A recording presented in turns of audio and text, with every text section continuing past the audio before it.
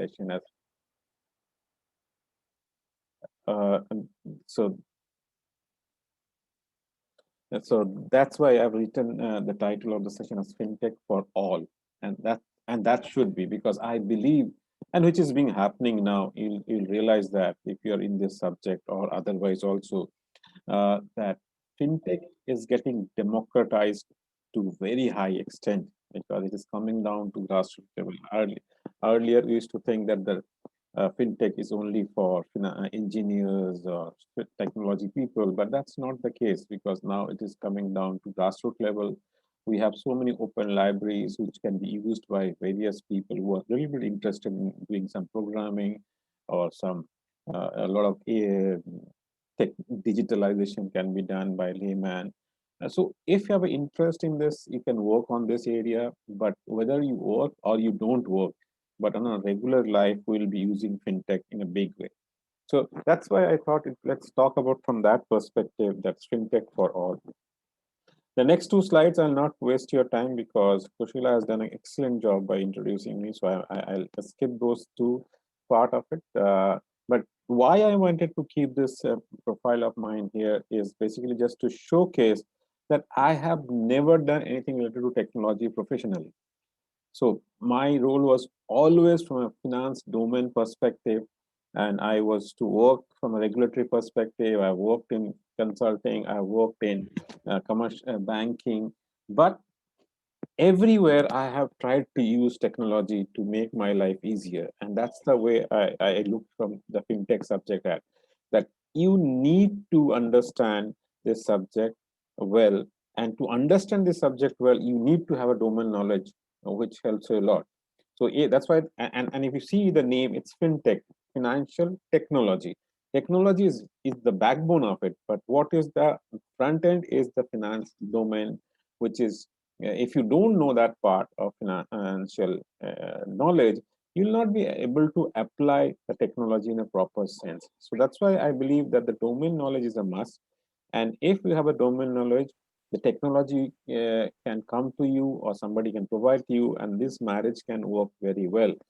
So that's the intention, is to sharing this, that I have never done anything on technology side, but I have always worked towards the financial domain side. But as I see, wherever I have worked, I have seen that how to utilize the technology in a better way to enhance my wherever I'm working, the process of working or the customer satisfactions or making the client more happier from using technology and so on and so forth. That's why I just thought I'll share this profile, that don't be afraid that if you're not a technology person, you cannot be part of fintech. You can very much be part of fintech if you have a domain knowledge. So with that background, let me take you quickly to this part. So uh, this is obviously just to begin, what does fintech mean? We all know what does fintech mean. It's a financial technology. But I would like to make one point here is, if I can remove this. A technology that is used to augment, streamline, digitize, or disrupt traditional financial service. So everything is related to the financial service. So anything which you're doing related, using technology or trying to make it digitalized related to financial service is fintech. That's the broader definition of fintech. Fintech, the word we have been, first time it was used in Twitter in the year 2007, and from that time we can keep on hearing about this term fintech. And fintech is now been extensively used in various things which you'll see, like blockchain, payment, exchange, research, digital money, online banking, investment, crowdfunding, and so on and so forth. So it's got a huge domain where the fintech is being used now, and there are various people who are working on that area of the financial technology. But the point here is that I'm trying to say is that this, although fintech word has been used from 2007, but fintech as a subject is not new. It has been there for long. And if you see financial market or banking or financial industry, always has tried to use technology to enhance their services or to make it more efficient. One of the example is one of the biggest invention in the financial industry, which we all consider, is the ATM machine, which is very much part of fintech because we don't realize that, but ATM machines is there from long. and we've been using it on a regular basis. Now you talk about payment and all, but that's another way where we have tried to change the banking system. Earlier days, you have to go to bank to withdraw money or deposit money, but now, so you have to depend on the banking time. But ATM has changed that. So anything which changes the service and make it for better, you treat it as a fintech. So although the word has been started using from 2007, but I believe the fintech was there pretty long back. And just to share that, as I gave the example of ATM, you can go and check that ATM is one of the biggest invention of financial industry. There are many more areas where the evolution started taking place in fintech. So if you go back to see from 1950 onwards, we have seen that the fintech or type of technology development has started coming into it. So that's you're seeing the first time a credit card concept came into 1950, which is actually a type of technology which has been used that time. So it's there from 1950 onwards, and it then started going up. But the difference is, if you see the every 10 to 15 years, so 1950s we had the initial then credit card, but around 1965 we saw the ATM. So it was like basically almost 15 years it took to come with the next type of invention, big invention or big changes. That has reduced now. That's the difference which has been happening now. Now every day you see something new happening, at the speed at which the technology is helping the banking service or the financial market service, that has enhanced drastically. So again, if you see that in the Nasdaq, which was we saw starting of 1970s, we saw that the electronic trading started. So basically, so people started moving away slowly from the floor trading to electronic trading. If I say floor trading, many of the young people will not realize what I'm trying to say, because you may not have seen that also. What is the floor trading in a stock exchange? But that was basically people trading on the floor physically. That has started. The change has started from 1970 when the first electronic trading started. Then in 80s, we saw e-trade launches for the first time by the brokerage firms, again on financial market side. Then we saw telebanking starting introduced in Britain, and so on and so forth. But as you move towards beyond 2000, you see quickly a lot of changes are coming, and changes are coming in the terms of payment system, changes are coming in terms of currencies, digital currency, we'll talk about that, and the payment system coming in terms of if you see PayPal or all this, digital wallets and so on and so forth is becoming quite famous in 2000, 2010 onwards. Then, and the latest one, which is like 2019, it's not 2019, basically 2013, when we saw a first mobile bank, which is the N26, where it basically is so a German bank came into existence with a platform which is supposed to be a mobile bank, where you get a current account, you get a debit card, through the mobile itself, and which is running, which was initially not treated as a bank, but then and now it has got a license. And in Europe, they're working very extensively. But the sad part was it was also part of UK. But I think recently they had certain issues with the banking license. So then UK said that they cannot run their shops in UK, so they'll be moving out of UK, but they're very much there into the in the Europe zone. The point again I'm trying to bring here is that you people are young or professionals who are working, maybe working in fintech or who intend to work in fintech. One thing is very, very important you should keep in mind, that whatever inventions or whatever technology you may bring to the market, but that can have certain amount of bottlenecks from the regulations part, because financial industry is highly regulated. It's highly regulated, so it may have a bottleneck from that perspective. So that can have some challenges, so that we need to keep in mind. So keep always in mind that whatever you do in fintech, there is a big chunk of regulations which need to be followed, and if you don't follow that invention or that hard work may not work at that point of time. Obviously, you may also argue that, Chiragra, that many times because of technology, the regulation has changed. And I totally agree with you. And I'll talk about that in due course of time, that how the regulators now are thinking from a market perspective, and some of the technology is bringing a lot of changes in the thought process of the regulators, and the regulations are changing, and which is good for the market. But whatever you say, the fintech evolution is there and it's happening at a very rapid speed. But the point here again is that it is not a new story. We have been seeing this from 1950s or maybe beyond that. We have seen the technology changes coming into picture, and it is helping to grow the market in a bigger way. Yes, again I repeat, the point is now we have the speed of change is very fast.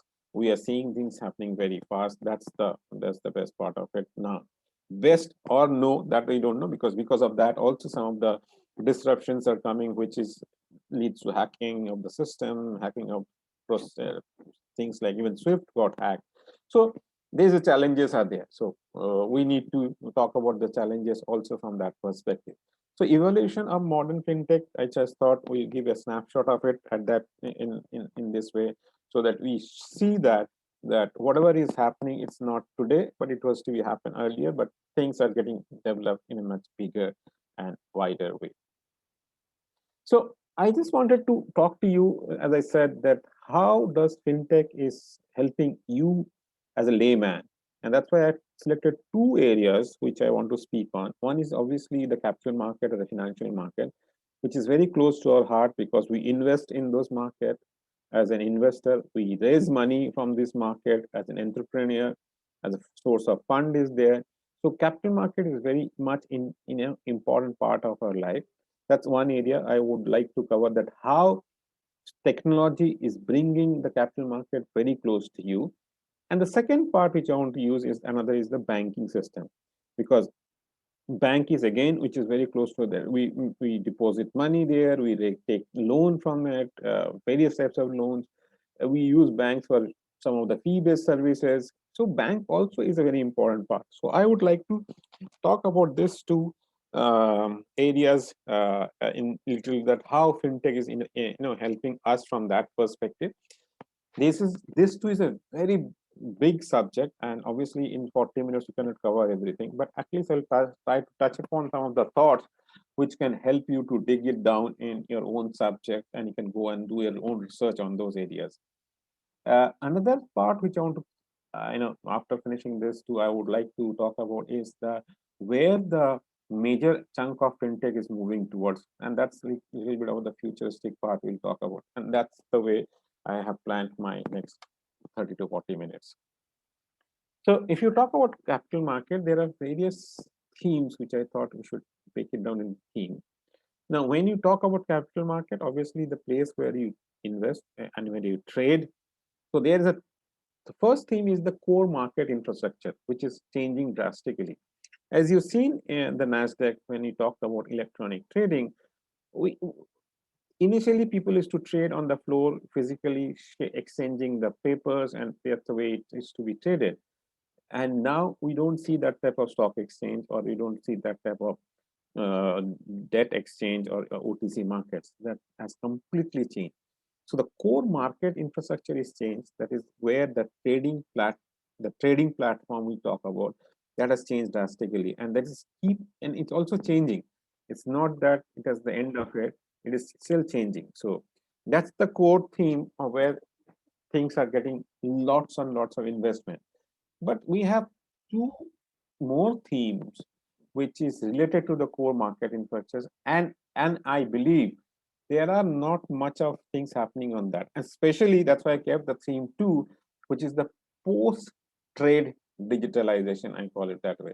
That is, one is the trading platform, but once the trade has been done, let's we go to the post-trade part and how that area is getting developed with the fintech. That is we want to talk about. And the third one, I just want to I want to take one step back, which when you talk about the pre-trade digitalization. So you have a trade, but there you do something before the trade and you do something after the trade. So according to fintech, all these three should be equally developed. Otherwise, what will happen if your core structure is developing, but other two is not developing, then there will be a lot of manual interventions will be there. And when there's a lot of manual intervention comes, there can be a lot of risk comes into picture. there can be a lot of manipulation comes into picture. So that's why I've divided this trade, process into three parts: the pre-trade, the trade, and the post-trade. And these are the three themes which you want to talk about. Now, once you talk about these three themes, all these three themes comes under the theme 4, which is the builds up the entire investment technology. And that's a bigger game of a financial fintech we talk about. Then the theme 5 comes is that now, when you talk about stock exchange, it's a exchange or a bond exchange or a OTC exchange. This is a wholesale market, but there are alternative markets which is getting generated now. Let's say, for example, if I'm an entrepreneur, small entrepreneur, and I want a small amount of money, which I'm not getting from a bank, then what I do, I go for an alternative funding platform. And this alternative funding platform is another game changer for fintech, because you'll see some of the SMEs, crowdfunding, and those things are coming in this alternative funding. And there are a lot of technology developments happening there. And the last one, which I want to spend some more time, which is really I love the most, is the digital currency. That is the theme 6.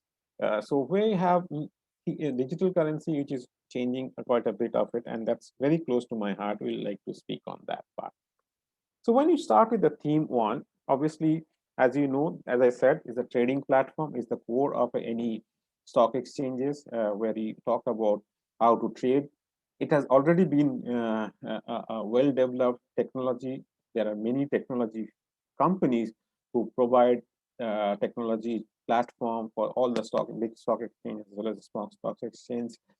If you see in Mauritius, we have technology which has been provided by a London-based company, uh, the Nasdaqs, and these technologies have been there, and it's very well efficiently done. But those technologies also looking for a change, and there are some of the alternative technology which is being used by some of the exchanges are now using a concept called blockchain. The blockchain is basically it's like an electronic ledger where it can be utilized for keeping the data, which can be utilized for mapping the data, which is utilized for uh, order matching also. So some of the areas where we are looking is as the blockchain is one of the way which is getting used for trading platform. Now, if I say it's only for you trading platform, no, blockchain is a very vast subject and it is being used for various other purposes. Like I can give you an example, which you must have read in Mauritius. If you are from Mauritius, that budget announced that there will be a centralized KYC in Mauritius, and that centralized KYC can use a technology like a blockchain. Many countries, Australia is trying that away. So there, the usage of blockchain is tremendously big, and that's bringing a lot of important to the technology part. So the and now it's also being used for your payment system. It can also be used for fraud trading settlement system also. So that's the core part when I talk about the technology. Is that blockchain is can be one of the technology which can be utilized. And why I'm saying blockchain is basically because we know that all the stock exchanges, they have a trading platform which is electronically driven. But to develop that, blockchain can play a major role in that sense, which can be utilized to make that trading platform more efficient, make the trading platform more efficient. Plus, it can be the hacking of those platforms can be reduced to some extent, because blockchain is supposed to be much more robust system.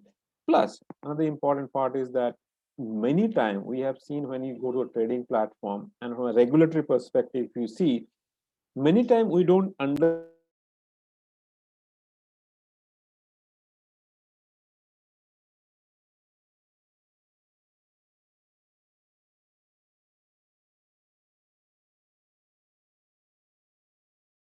technology Sorry, Dr. Chiragra, you're muted.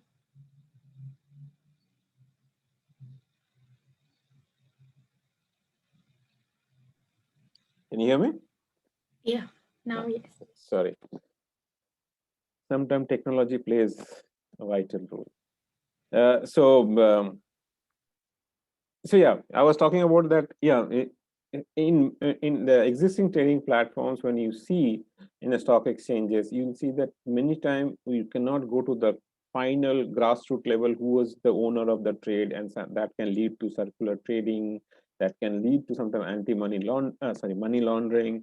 But blockchain gives that advantage that you can go to the last mile and find out who's the owner of the trade, and that is changing the way the trading platform can change in due course of time.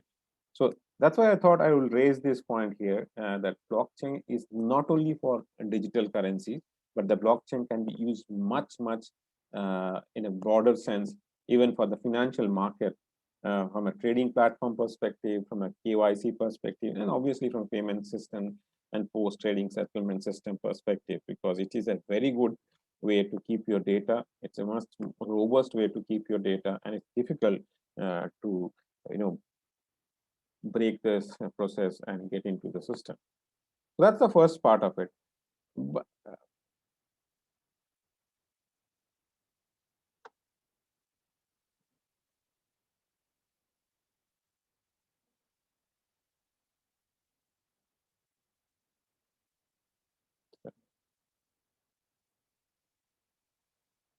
yes. So once you have talked about the main core system, but then comes the post-trade digitalization. Now, what do you mean by post-trade? For example, let me give you an example. You work in a bank, you work in a treasury, and you have done a trade on equity through your treasury system, through this front end, which has been given by, let's say, stock exchange of Mauritius, or it is given by New York Stock Exchange to you. So when you do this front end trading, so the trading has been done. Now, once the trade has been done, then the trade confirmation comes. Once the confirmation comes, there can be some of the systems where I've seen it that from the front end system, when it goes to a core banking system, if this not properly integrated with APIs and other, then there's a manual intervention comes into picture. So what will happen? Sometimes stock exchange will call your back office that this trade has been done. Then the back office will take physically that system and then key in the core banking system. And then it will go to core banking. From core banking, it will go to ERP for the accounting and other thing. So in between the trade and the post trade, there's a gap, and that gap is there quite a bit of. I'm not saying that some of the big banks they have integrated that, but that type of gaps are still I see in many banks in this part of the world, where the front end and the core banking are not very highly integrated.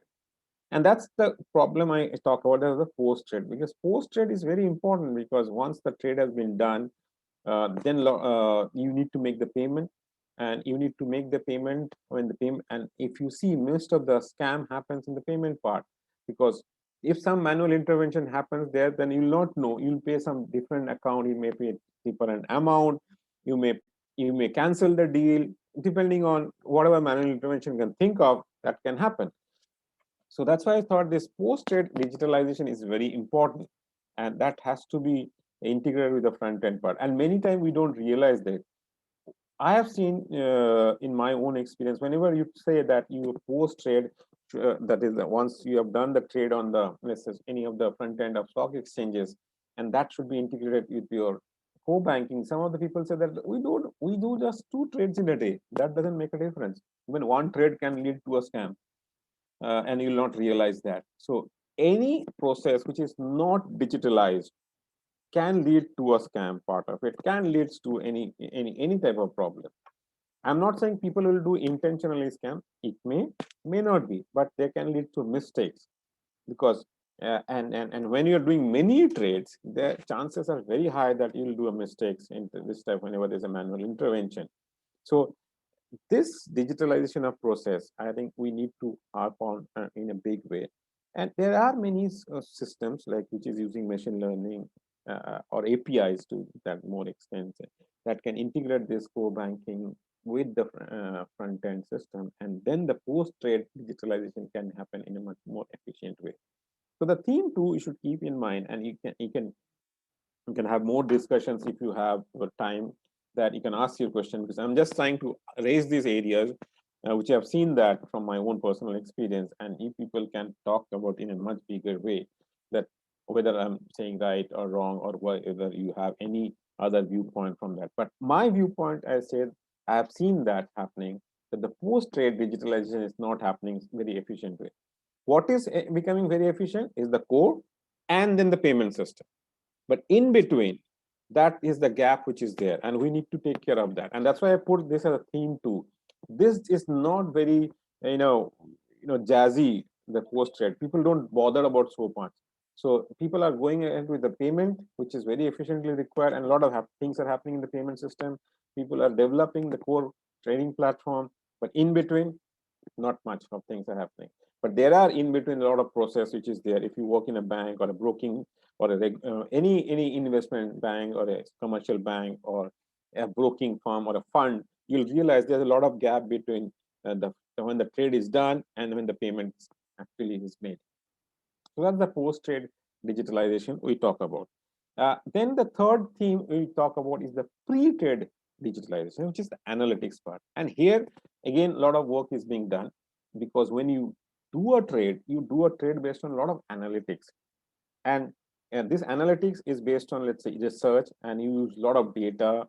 So there comes the concept of big data, because you have enough data to analyze your trade, and that can be done using automatically. So using your modeling can be done based on the big data, and a lot of AIs and MLs can be utilized for making this pre-trade analysis in a more efficient way. And sometimes if you're using, which is in the next part I will talk about, if you're using algo trading, where it's a more a machine trading, which you want to do it without your intervention. So even the pre-trade can play a major role. The pre-trade can do a lot of analytics for you, and which can, based on that analytics, the trade can be done. You can define the frontiers, you can define the constraints in your model, and based on that, the analytics can come out with an optimum solution using the big data or using the artificial intelligence or the machine learning. And that predictions which the analytics will give can be utilized for your trading. So there's a pre-trade where you do a lot of analysis part. So one is this analysis part of pre-trade, where fintech can be done properly, and it's being done. I'm not saying it's not being done. There are a lot of analytical models we are being utilized from a pre-trade perspective. But another area which is again getting some part of it sometimes gets little backseat is the data capturing for a pre-trade. So if you're using, let's say, for example, sometime a system like Refinitiv or Bloomberg, so you take the data, and either analytics mod calculators may not take the data directly. So you take it in Excel, and from the Excel, again, you upload it to the calculators or the models. Or even if a model is itself is in Excel, then again, there's a manual intervention coming into picture. And many people will use Excel for modeling, but that part should be hard shell with some, let's say, Python or something, so that there cannot be much of intervention in the modeling part. Because if somebody make your model changes with a little bit of algorithm, can change the model itself. So that's the pre-trade part we are talking about. So in the pre-trade, I think analytics and the data warehouse comes into picture, and connecting it to the core front end again becomes very important. So just to summarize this three part, we talked about pre-trade, where the analytics sits, where the data sits for the analytic part. From the pre-trade, you have analysis which gives you a predictive something solution, and that predictive solution can be utilized whether for trading in the core bank, core structure of trading, which is the trading platform. Once the trading platform you have traded, then it goes to post trade, where you try to clear, settle, limits, checks, and everything has been done to some extent. If it's an OTC market, and then it comes the payment part of it. There's the payment. So this is a complete process of any trade which happens in the financial market. And here, what I visualize, the trade part is getting a lot of attention, the payment system getting a lot of attention, and the analytics part to some extent getting attention, but not the post trade part in a big way. If you want to summarize that, the entire investment technology comes as a digitalization part, and where a lot of algo and cloud-based services comes into picture. And the cloud services are very efficiently used for capital market areas, even for the banking areas. But I would like to also share there that cloud services had got a lot of regulatory challenges, and which needs to be taken into consideration, from which jurisdiction you are. Some of the central banks or capital market authority may not allow your cloud to sit outside their jurisdiction. So again, you have a problem to see. So that's the point you should keep in mind. Again, I say that the technology can be very good, but it can have challenges which comes from the regulations. So you need to keep that in mind. So that's about the theme 4, which we talked about on the investment technology digitalization part. The fifth one is, as I said, once we have the stock exchange, big money, big player playing there, but there's the alternative funding platforms comes into picture. And there we have something called SME funding, crowdfunding, which is more retail orientation. Small compared to stock exchange, small funding comes there, but becoming very efficient now. Earlier days, the SME funding or crowdfunding was there, but in a very raw form, but now it is uses a lot of technology. In fact, most of the stock exchanges of the world, they have a different segment of SMEs exchange, which they call it, which is using a lot of technology part into this, and fintech is really playing the main role there. So here again the thing is that the most of the investments are going for the trading platform, but connecting that platform to the own system, there is some of the challenges is still there. Yeah. Now we talked about the capital market to some extent. Now let's talk about the digital currency. Now, what is a digital currency? In a very simple term, we are trying. It's another way of payment, which is using some electronic form or electronic. Yeah, I can use the word electronic form to make the payment compared to physical currency. So if you see the evolution of this, earlier days there used to be barter system where you used to buy a product with another product. Then then came the gold, then came the physical currencies, and then came a plastic money, which is the credit card, and then we are talking about digital currency now. Now, digital currency is a very good way of payment, and I think that's the future. Whether you like it or not, that's the way it will move for almost of the payment part. But the digital currency, again, like a physical currency, can be divided into two parts. One is a mode of payment, and another one is as a mode of investment. So it can be used as an asset also. So that is the two way you should look the digital currency part. One is purely mode of payment. So you use like you take any currency like Mauritian currency, or you take a dollar or a GBP or euro. You can use that to buy something, or you can use that to sell something. But at the same time, you can use it for investments. So you want to buy dollar at this point because you think the dollar will go up, so and you'll sell it after that. So you make a profit out of it. So there's an investment part in the physical currency also. Same way, digital currency can play both the role. And digital currency is also divided into two parts. One is the digital currency, which is issued by the private sectors, which is like Bitcoin, which is like any other private cryptocurrencies. Say other part is also like digital currency, which is being issued by the central bank, which is like Bank of Mauritius or Reserve Bank of South Africa. If they're issuing some same thing, that same currency will become a central bank digital currency. That can be a sovereign currency, and that is the currency of that particular country. But the private currency, digital currencies are not sovereign currency. Those are basically issued by the by the private sector. So I'm not against or for anything. This is not a forum to talk a debate on that. But yeah, I'm just trying to say that digital currency can be the real future for almost all the payments coming forward. So you'll see these things happening, and you will see this is happening very soon. That even Mauritius is talking of launching a digital currency in very soon. Other African countries are talking about it. Excuse me. So they are also talking about it. China has already come out with their digital currency. India is planning for it. So there are a lot of plans which is happening in the digital currency, and that's a huge amount of financial technology being played there, utilized there, where you think that can lead to a lot of changes.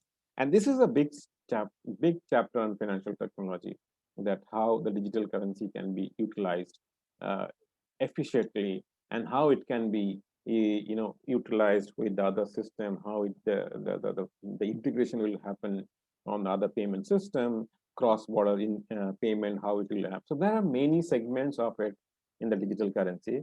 And but saying that, obviously we can have a full day session on digital currency, and we can, in this we can talk about the technology part, we can talk about the regulation part, we can talk about the issuance part, we can talk about the drawback of digital currencies and advantage of the digital currency. But at this moment, I believe that this is a very important theme in financial technology, and I think people will be definitely working, are already working on this. This market has become pretty big. The digital currency market is becoming bigger and bigger, and lots of investments are coming into this part. That's the theme six of financial technology. Now we turn a little bit to the banking.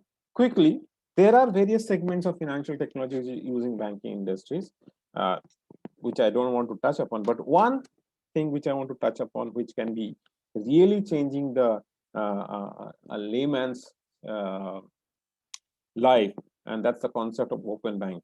I just like to talk about open banking because we every day face this. If you have realized the evaluation of financial technology, which I show on a slide, there are a lot of evaluations happening. Uh, but those evaluations or that is happening from a stand-alone banking perspective. So let's say if XYZ bank is there, it utilizes its payment web, it comes out with its mobile banking, it comes out with its settlement, it comes out with its website. So it is related to that particular bank. Now, if I have account in on that bank and have account in another bank, if I want to use the capital market segment, if I want to invest in some fund, so I have different accounts I have to open. I have different KYCs. I have to do different processes for that, and that creates real problem for me. So, and I have to remember all the accounts and everything. So if all this thing can be brought in under one platform, so that tomorrow morning I open and I have a dashboard which saying that my account in XYZ has this much amount, my account in ABCD bank has another account, this much amount, and I want to make a payment to buy a Google share in New York Stock Exchange, it can be taken from there. So if all these accounts are interlinked, and if there is a common KYC which is being used by the bank, by the financial markets, and so on and so forth, if this all this can be connected through APIs, that concept we are talking about open banking.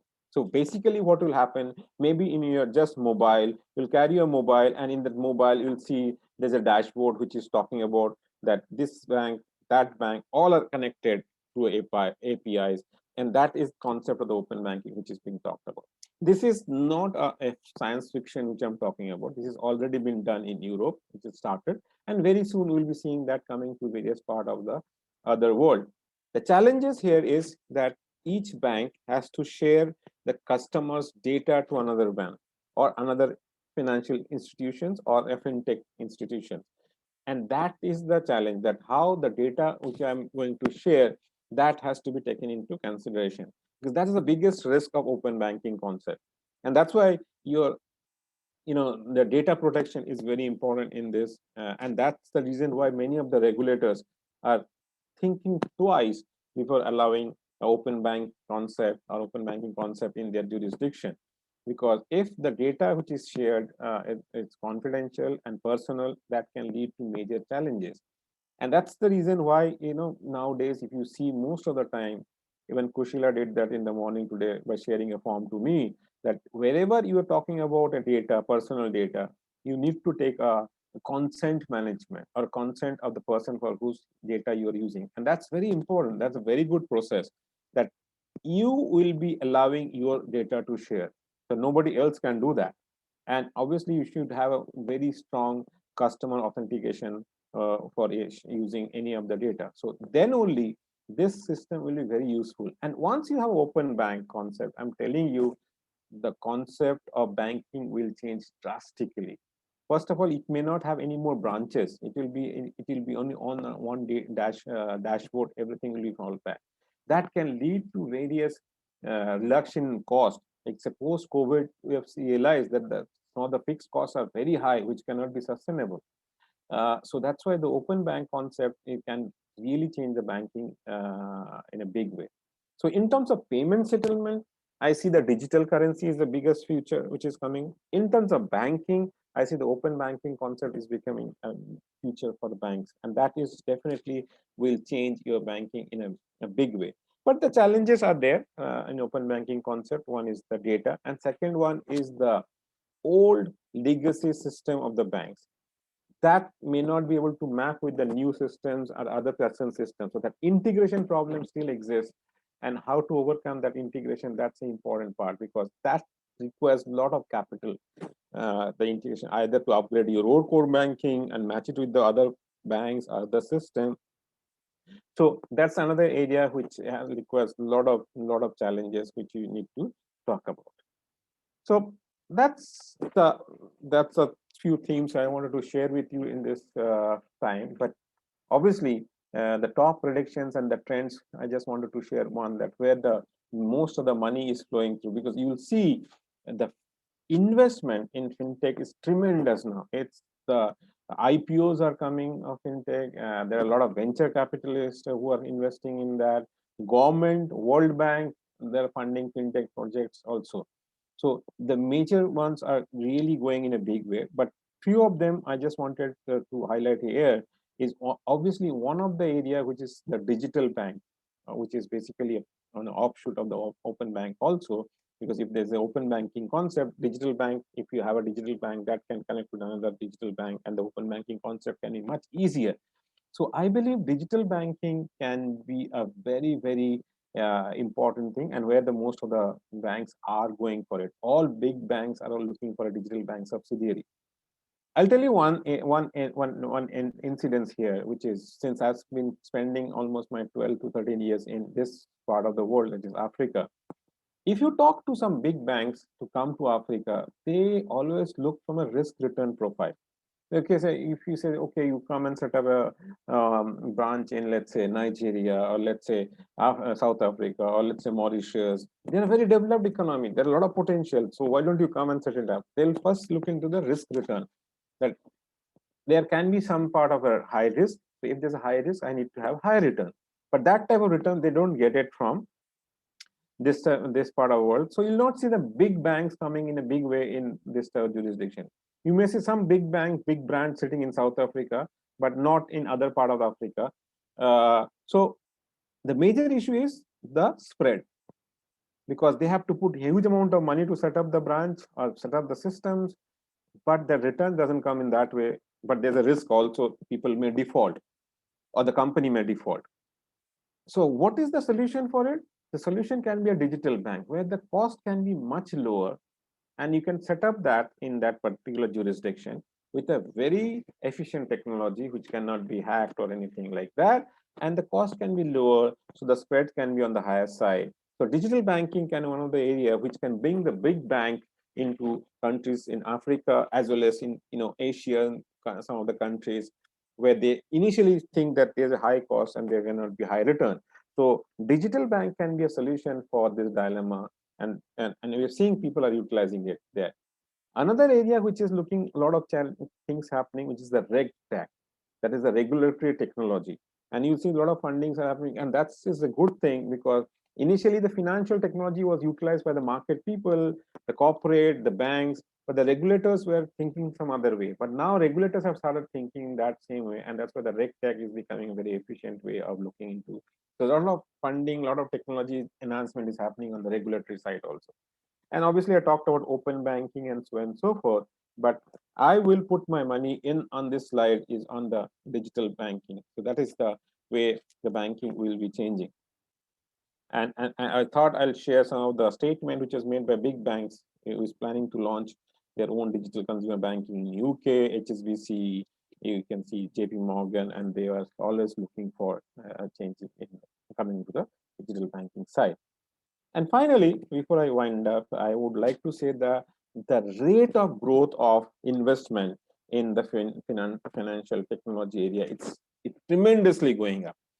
I don't want to go over the back, but I just want to highlight this part of it. If you can see, in the time of COVID, you see in the one quarter, the funding has almost increased by 110%. That's a huge amount of growth which is coming in the investment in financial technology.